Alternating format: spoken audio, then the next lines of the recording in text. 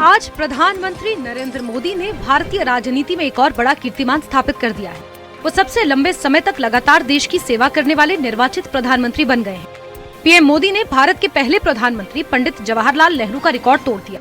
नेहरू ने जहां 13 मई 1952 को पहली बार निर्वाचित प्रधानमंत्री के तौर पर शपथ ली थी और लगातार 4,398 दिन प्रधानमंत्री रहे थे, वहीं नरेंद्र मोदी ने बतौर प्रधानमंत्री आज 4,399 दिन पूरे करते हुए सबसे लंबे कार्यकाल वाले प्रधानमंत्री वो बन गए हैं। प्रधानमंत्री मोदी ने 26 मई 2014 को पहली बार प्रधानमंत्री पद की शपथ ली थी और तब से उनका ये सफर लगातार जारी है। इस ऐतिहासिक उपलब्धि के मौके पर देश विदेश से उन्हें शुभकामनाएं मिल रही हैं। वहीं भारतीय जनता पार्टी ने इस अवसर पर 12 साल बेमिसाल अभियान की भी शुरुआत की है, जिसकी शुरुआत आज भारत मंडपम से की गई है।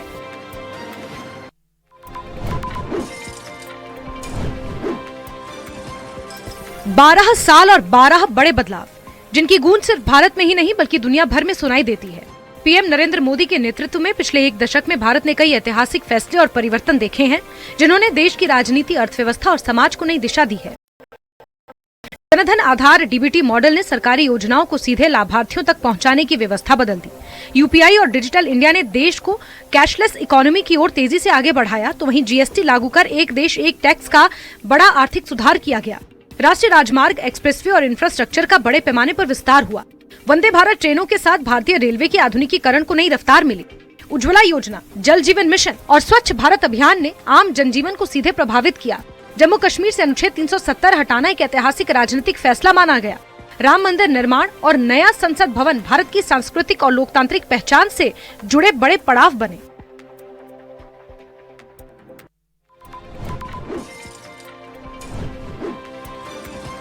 प्रधानमंत्री नरेंद्र मोदी ने लगातार सबसे लंबे समय तक सेवा देने वाले निर्वाचित प्रधानमंत्री के रूप में नया रिकॉर्ड स्थापित किया है।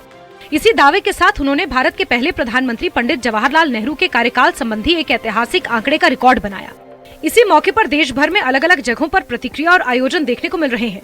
दिल्ली में मुख्यमंत्री रेखा गुप्ता ने किशनगंज गौशाला स्थित श्री राम मंदिर में विशेष पूजा अर्चना की। उन्होंने भगवान श्री राम से देश की प्रगति, शांति, समृद्धि की कामना की। देश में इस उपलब्धि को लेकर राजनीतिक हलकों से लेकर समर्थकों तक अलग अलग प्रतिक्रियाएं सामने आ रही हैं। भारतीय राजनीति के एक महत्वपूर्ण मोड़ के रूप में इसे देखा जा रहा है। प्रधानमंत्री नरेंद्र मोदी ने भारतीय राजनीति में एक और बड़ा कीर्तिमान स्थापित किया। देश के अलग अलग हिस्सों में इस अवसर को लेकर धार्मिक और सांकेतिक कार्यक्रम भी देखने को मिले हैं। भारतीय जनता पार्टी के राष्ट्रीय अध्यक्ष नितिन नवीन ने दिल्ली स्थित झंडेवालन मंदिर में विशेष पूजा अर्चना की है। उन्होंने देश की शांति, समृद्धि और जन कल्याण की कामना करते हुए भगवान से आशीर्वाद मांगा। इससे पहले भी राजधानी दिल्ली और अन्य राज्यों में कई नेताओं और कार्यकर्ताओं की ओर से इस मौके को लेकर पूजा और प्रार्थनाओं का आयोजन किया गया।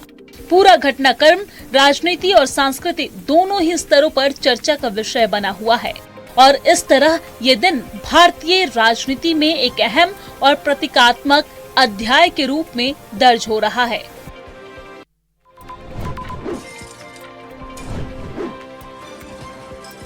दिल्ली के कनॉट प्लेस के प्राचीन हनुमान मंदिर में एक खास धार्मिक माहौल देखने को मिला, जब प्रधानमंत्री नरेंद्र मोदी के सबसे लंबे लगातार चुने हुए प्रधानमंत्री कार्यकाल को लेकर पूजा अर्चना की गई। दिल्ली सरकार के मंत्री प्रवेश वर्मा और केंद्रीय मंत्री जितेंद्र सिंह ने कनॉट प्लेस के हनुमान मंदिर में पहुंचकर पूजा अर्चना की है। इस दौरान उन्होंने भगवान हनुमान और भगवान श्री राम से प्रधानमंत्री की लंबी उम्र और देश सेवा जारी रखने की कामना की है। इस मौके पर नेताओं ने कीर्तन किया है और भंडारे का आयोजन किया है। प्रवेश वर्मा ने कहा है कि ये देश के लिए गर्व की बात है कि उन्हें ऐसा नेतृत्व मिला है जिसने रिकॉर्ड समय तक प्रधानमंत्री पद संभाला है और देश को आगे बढ़ाया है।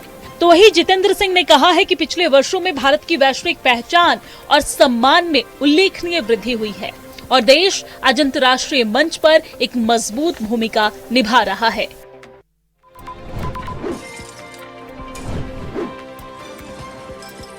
प्रधानमंत्री नरेंद्र मोदी ने लगातार 4,399 दिनों तक सत्ता के शिखर पर अदम्य और अविचल बने रहकर एक नया स्वर्णिम इतिहास रच दिया है।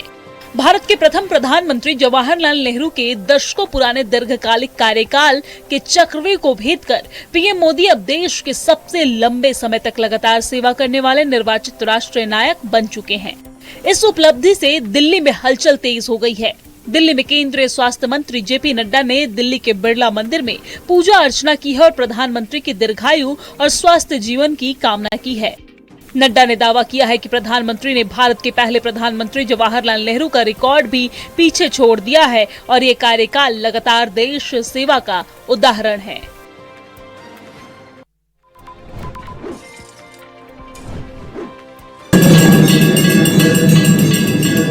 प्रधानमंत्री नरेंद्र मोदी के लंबे कार्यकाल को लेकर दिल्ली में धार्मिक आस्था और राजनीतिक गतिविधियों का मिला जुला दृश्य देखने को मिला, जहां कई वरिष्ठ नेताओं ने अलग अलग मंदिरों में पूजा अर्चना कर देश की शांति समृद्धि की कामना कर रहे हैं। और इसी कड़ी में केंद्रीय मंत्री धर्मेंद्र प्रधान ने भी दिल्ली के हौज खास स्थित जगन्नाथ मंदिर में पूजा अर्चना की है और इस दौरान उन्होंने भगवान जगन्नाथ से देश की समृद्धि, शांति और जन कल्याण की कामना की है। उन्होंने कहा कि भगवान जगन्नाथ से उन्होंने देश की खुशहाली, शांति और जन सेवा कार्यों के सफल संचालन की प्रार्थना की है।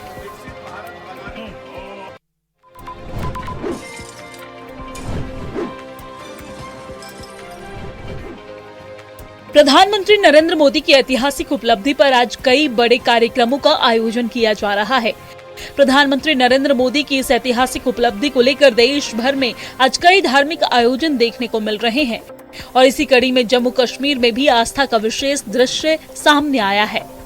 जम्मू कश्मीर के ऐतिहासिक शंकराचार्य मंदिर में भारतीय जनता पार्टी के कई नेताओं ने पूजा अर्चना की है और इस दौरान माहौल पूरी तरीके से धार्मिक और भक्तिमय नजर आया। मंदिर में केंद्रीय राज्य मंत्री संजय सेठ और साथ ही साथ भाजपा प्रदेश अध्यक्ष एवं राज्यसभा सांसद सत शर्मा, नेता प्रतिपक्ष सुनील शर्मा, विधायक विक्रम रंधावा और भारतीय जनता पार्टी के उपाध्यक्ष राकेश महाजन एक साथ पूजा अर्चना की है इन्होंने और भगवान भोलेनाथ से प्रधानमंत्री नरेंद्र मोदी के दीर्घायु, उत्तम स्वास्थ्य और राष्ट्र सेवा के संकल्प की निरंतरता के लिए विशेष प्रार्थना की है। इस दौरान मंदिर परिसर में मंत्रोच्चार और पूजा अर्चना का वातावरण रहा, जिसमें नेताओं ने देश की समृद्धि और स्थिरता की कामना भी की है।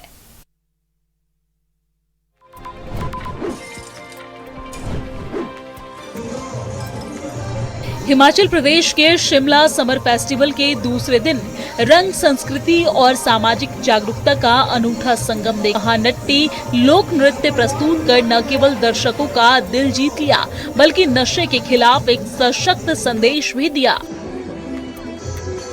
अंतर्राष्ट्रीय शिमला ग्रीष्मोत्सव 2026 के दूसरे दिन शिमला के ऐतिहासिक माल रोड पर हिमाचली संस्कृति की पहचान महानाटी आकर्षण का केंद्र रही। Mothers against abuse and addiction theme पर आयोजित इस विशेष कार्यक्रम में विभिन्न ICDS खंडों से पहुंची करीब 250 आंगनवाड़ी कार्यकर्ताओं और सहायिकाओं ने पारंपरिक वेशभूषा में एक साथ लोक नृत्य प्रस्तुत किया। महिलाओं ने महानाटी के माध्यम से समाज को नशे के बढ़ते खतरे के प्रति जागरूक करने का संदेश दिया।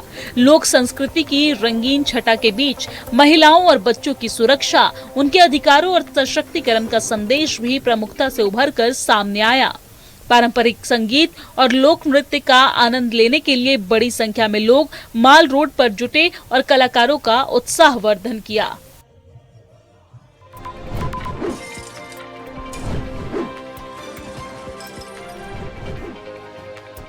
राजधानी दिल्ली के लक्ष्मीनगर इलाके में तेज रफ्तार का कहर एक बार फिर से देखने को मिला है। सड़क पर सामान्य दिन की तरह गुजर रही एक महिला उस समय हादसे की शिकार हो गई जब एक तेज रफ्तार कार ने उसे टक्कर मार दी। पूरी घटना पास में लगे कैमरे में कैद हो गई है। वीडियो में देखा जा सकता है कि महिला अपने घर से बाहर गुजर रही थी, तभी अचानक से तेज रफ्तार से आती एक कार ने महिला को जोरदार टक्कर मार दी। टक्कर इतनी अचानक थी कि आसपास मौजूद लोग भी कुछ पल के लिए स्तब्ध रह गए। हादसे के बाद स्थानीय लोगों ने तुरंत महिला की मदद की और उन्हीं हालत में अस्पताल पहुंचाया। राहत की बात ये रही कि महिला को गंभीर चोट नहीं आई है। घटना का CCTV फुटेज सामने आने के बाद पुलिस ने मामले का संज्ञान लिया और कार्रवाई शुरू कर दी है।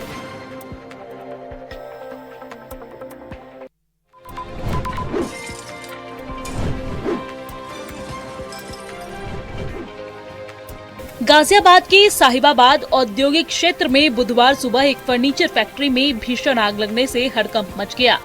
लकड़ी और केमिकल होने के कारण आग ने कुछ ही मिनटों में विकराल रूप ले लिया और फैक्ट्री का टीन शेड भर-भरा कर गिर गया। सूचना मिलते ही फायर ब्रिगेड की कई गाड़ियां मौके पर पहुंची और घंटों की मशक्कत के बाद आग पर काबू पाया गया।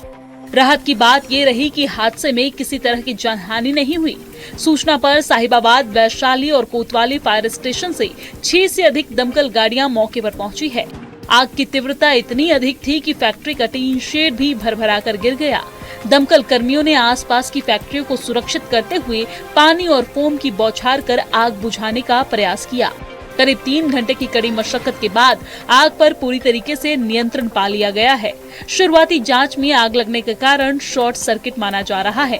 फैक्ट्री में काम कर रहे सभी कर्मचारी समय रहते बाहर निकल आए, जिससे बड़ा हादसा टल गया।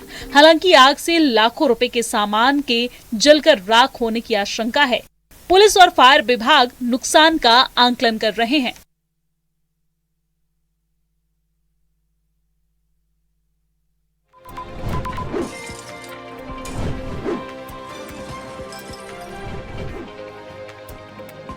बागपत के बड़ौत में दिन दहाड़े हुई ताबड़तोड़ फायरिंग ने पूरे इलाके को दहला दिया है।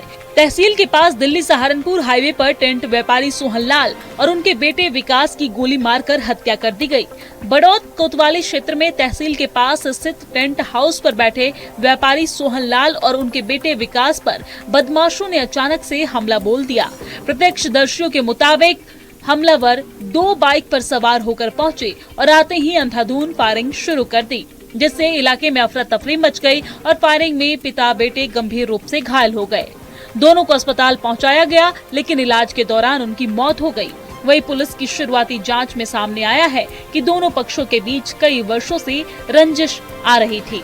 घटना की सूचना मिलते ही पुलिस के वरिष्ठ अधिकारी मौके पर पहुंचे और जांच शुरू कर दी।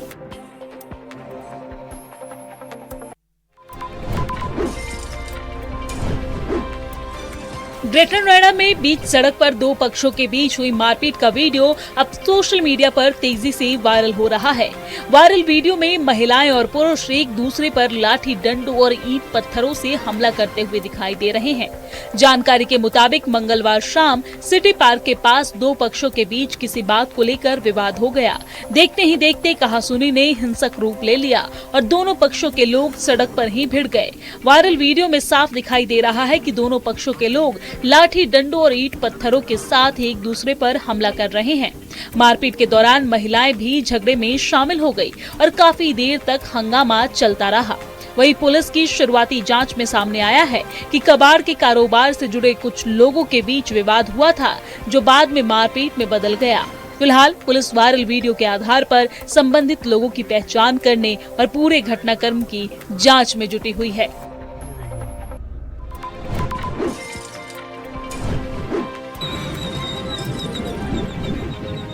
जम्मू पठानकोट राष्ट्रीय राजमार्ग पर उस वक्त अफरा तफरी मच गई जब एक कबाड़ डंप में अचानक से भीषण आग लग गई। देखते ही देखते आग ने विकराल रूप ले लिया और इलाके में धुएं का घना गुब्बार फैल गया। आग की लपटें और धुआं देखकर आसपास रहने वाले लोगों में घबराहट फैल गई। कई परिवार एहतियात के तौर पर अपने घरों से निकल आए और मौके पर अफरा तफरी मच गई, जिसके बाद स्थानीय लोगों ने तुरंत प्रशासन और दमकल विभाग को सूचना दी। मौके पर पहुंची दमकल की टीम ने आग पर काबू पाने के लिए राहत और बचाव अभियान शुरू किया और घंटों की मशक्कत के बाद आग को फैलने से रोका गया। हालांकि राहत की बात ये रही कि इस घटना में किसी के हताहत होने की कोई सूचना नहीं है। फिलहाल आग लगने के कारणों का पता लगाया जा रहा है और प्रशासन ने लोगों से सतर्क और अफवाहों पर ध्यान न देने की अपील की है।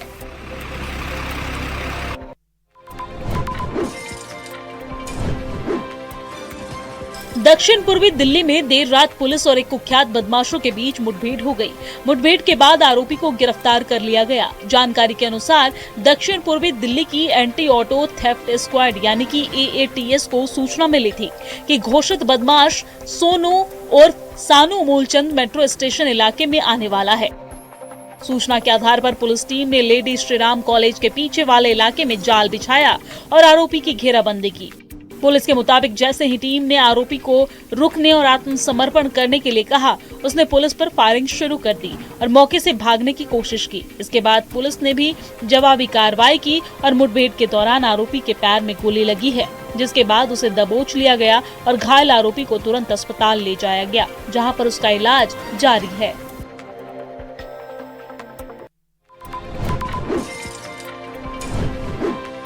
यमुना को प्रदूषण मुक्त करने के संकल्प को पूरा करने के लिए दिल्ली सरकार के साथ गृह मंत्रालय भी एक्शन मोड में है, जिसको लेकर सोमवार को दिल्ली में आयोजित एक हाई लेवल मीटिंग में केंद्रीय गृह मंत्री अमित शाह ने साफ कहा कि साफ और स्वच्छ यमुना का संकल्प हर हाल में तय समय सीमा के भीतर पूरा करना होगा।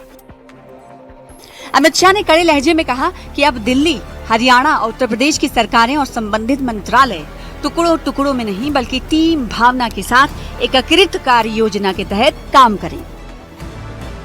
सफाई को लेकर दिल्ली सरकार से लेकर केंद्र सरकार सभी तरीके से एक्शन मोड में नजर आ रही है। अमित शाह की अध्यक्षता में बैठक हुई और बैठक में अमित शाह ने कहा कि 20 दिन में हमें जो है वो हर कार्य का जो है वो रिपोर्ट चाहिए कि यमुना को लेकर क्या कुछ कार्य हुआ है, और इसको लेकर जो है वो बैठकें की गई थी। इस वक्त हम यमुना के किनारे मौजूद है, एक तस्वीर दिखाएंगे कि देखिए यहाँ पर जो है वो काम कैसे चल रहा है। यमुना के उस तरफ देखिए कि एक बांध बनाया गया है और जहां पर हम खड़े हैं यहाँ पर भी देखिए कि मिट्टी की कटाई हुई है और काम जो है वो लगातार अभी भी चालू है। 76 साल के राजेंद्र त्यागी को उस गुनाह के लिए 80 दिन जेल में बिताने पड़े जो इन्होंने किया ही नहीं था। राजेंद्र त्यागी ही नहीं, इनके बेटे दीपक त्यागी और बहू ललिता त्यागी को भी जेल की हवा खानी पड़ी, क्योंकि गाजियाबाद पुलिस ने इन पर गैंगस्टर एक्ट लगाकर गिरफ्तार किया था। मगर 3 साल बाद इलाहाबाद हाई कोर्ट ने मामले को गलत पाया और गैंगस्टर एक्ट के तहत दर्ज मुकदमे को रद्द करते हुए पुलिस की कार्यशैली पर गंभीर सवाल खड़े किए। हाई कोर्ट ने गाजियाबाद के तत्काल पुलिस कमिश्नर अजय कुमार मिश्रा को भी फटकार लगाई। मगर इलाहाबाद हाई कोर्ट को ऐसी टिप्पणी क्यों करनी पड़ी, उसके लिए आपको राजेंद्र त्यागी के परिवार के साथ हुए इस घटनाक्रम को समझना होगा। मामला फरवरी 2023 का है।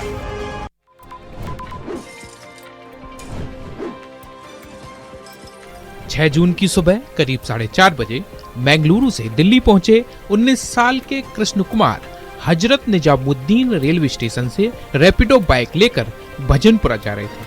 वेलकम इलाके में ईदगाह मस्जिद के पास उतरते ही 2 युवकों ने उनसे शराब पीने के लिए पैसे मांगे। विरोध करने पर आरोपी ने पहले 200 रुपए छीने और फिर उनका मोबाइल फोन छीन लिया। तब पीड़ित ने बदमाशों का पीछा किया तो उनके 2 और साथी मौके पर पहुंच गए। चारों आरोपियों ने युवक के साथ मारपीट की और 18,000 रुपए कैश, रियलमी का मोबाइल, सैमसंग का टैबलेट, ट्रॉली बैग, बैकपैक लूटकर स्कूटी से फरार हो गए। घायल युवक की शिकायत पर वेलकम थाने में मामला दर्ज किया गया। वारदात के बाद पुलिस ने इलाके के सीसीटीवी फुटेज, तकनीकी साक्ष्य और मुखबिर तंत्र की मदद से जांच शुरू की। जांच के दौरान पुलिस को अहम सुराग मिले, जिसके बाद एक एक करके सभी आरोपियों तक पुलिस पहुंच गई। फिलहाल पुलिस पूरे गिरोह के नेटवर्क और अन्य वारदातों में उनकी संलिप्तता की जांच कर रही है।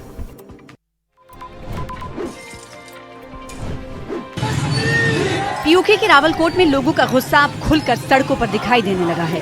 अपनी मांगों को लेकर बड़ी संख्या में लोग सड़कों पर उतरे। प्रदर्शनकारियों का कहना है कि उनकी समस्याओं को लंबे समय से नजरअंदाज किया जा रहा है, जिसके कारण उन्हें प्रदर्शन के लिए मजबूर होना पड़ा। हालात तब और तनावपूर्ण हो गए जब प्रदर्शनकारियों ने रावलकोट की ओर जाने वाले मार्गों पर विरोध तेज कर दिया।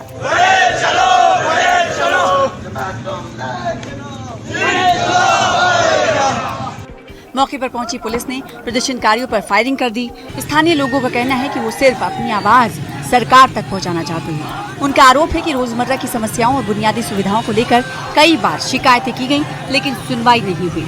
फिलहाल पूरे इलाके में तनाव का माहौल बना हुआ है। सबसे हैरत की बात यह है कि लोगों की समस्याएं सुनने और उनका समाधान निकालने के बजाय उन पर गोलियां चलवा दी गई। ये पहली बार नहीं जब पीओके के लोगों का गुस्सा फूटा है।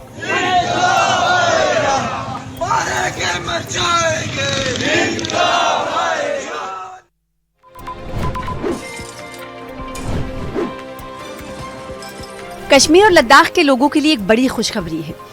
देश की महत्वाकांक्षी जोजिला टनल परियोजना में सुरंग की अंतिम खुदाई पूरी होने के साथ इसका फाइनल ब्रेक थ्रू हो गया है। केंद्रीय सड़क परिवहन और राजमार्ग मंत्री नितिन गडकरी खुद इस ऐतिहासिक ब्लास्ट और अंतिम ब्रेक थ्रू के मौके पर मौजूद रहे। इस उपलब्धि को परियोजना के सबसे महत्वपूर्ण पड़ाव में से एक माना जा रहा है। तकरीबन 13 किलोमीटर से ज्यादा लंबी ये टनल तैयार होने के बाद श्रीनगर और लद्दाख के बीच यात्रा को पहले से अधिक आसान बना देगी। सर्दियों में भारी बर्फबारी के कारण कई रास्ते बंद हो जाते हैं, जिससे लोगों को काफी दिक्कतों का सामना करना पड़ता है। टनल बनने के बाद साल के 365 दिन सड़क संपर्क बनाए रखने में मदद मिलेगी। ये जोजिला टनल सिर्फ एक सुरंग नहीं, बल्कि हजारों लोगों के लिए राहत और विकास का नया रास्ता है। इससे स्थानीय कारोबार, पर्यटन और रोजमर्रा की आवाजाही को भी बड़ा फायदा मिलने की उम्मीद है। जोजिला टनल के इस अहम पड़ाव ने एक बार फिर दिखाया है कि पहाड़ों के बीच भी विकास की राह लगातार आगे बढ़ रही है।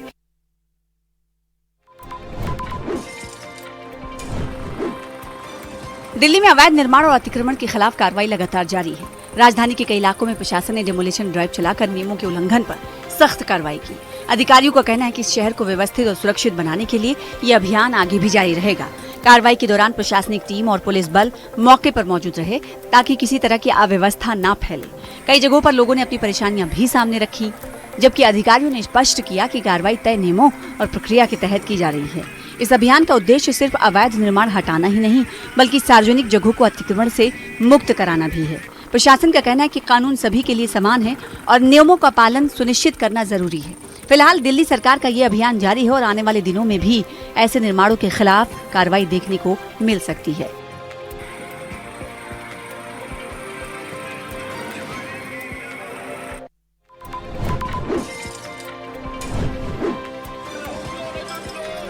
धरती कुछ सेकंड के लिए कांपी, लेकिन तबाही ने पूरे इलाके को दहला दिया। फिलीपींस में आए 7.8 तीव्रता के शक्तिशाली भूकंप ने भारी तबाही मचाई है। कई इमारतें देखते ही देखते ताश के पत्तों की तरह ढह गईं। सड़कों पर अफरा तफरी और लोगों में दहशत का माहौल बन गया। भूकंप का केंद्र दक्षिणी फिलीपींस के मिंदानाओ क्षेत्र के पास बताया जा रहा है। झटके इतने तेज थे कि कई इलाकों में इमारतों में दरार आ गई। मलबा सड़कों पर फैल गया और लोग जान बचाने के लिए घरों और दफ्तरों से बाहर निकल आए। सोशल मीडिया पर आए वीडियो में एक इमारत भरभरा कर गिरती नजर आ रही है। भूकंप के बाद फिलीपींस और इंडोनेशिया के कुछ हिस्सों के लिए सुनामी चेतावनी जारी कर दी गई है। तटीय इलाकों में रहने वाले लोगों को तुरंत सुरक्षित स्थानों और ऊंचे क्षेत्रों में जाने की सलाह दी गई है। अधिकारियों ने चेतावनी दी है कि समुद्र में ऊंची लहरें उठ सकती हैं।